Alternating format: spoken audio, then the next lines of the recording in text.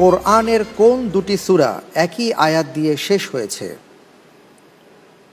ক সূরা ওয়াকিয়া সূরা হাক্কা, খ সূরা মুজাম্মিল সূরা মুদ্দাসসির, গ সূরা নাবা সূরা ওয়াকিয়া, ঘ সূরা তাগাবুন সূরা হাক্কা। জি আলহামদুলিল্লাহ, উত্তর হবে ক সূরাতুল ওয়াকিয়া ও সূরাতুল হাক্কা। লক করে দেব ইনশাআল্লাহ। লক করে দেয়া হোক ক সূরা ওয়াকিয়া সূরা হাক্কা।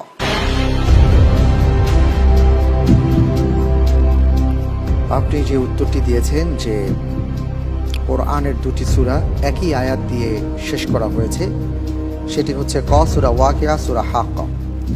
আমি দেখতে পাচ্ছি আপনার উত্তরটি সঠিক হয়েছে। আলহামদুলিল্লাহ। আলহামদুলিল্লাহ, মাশাআল্লাহ।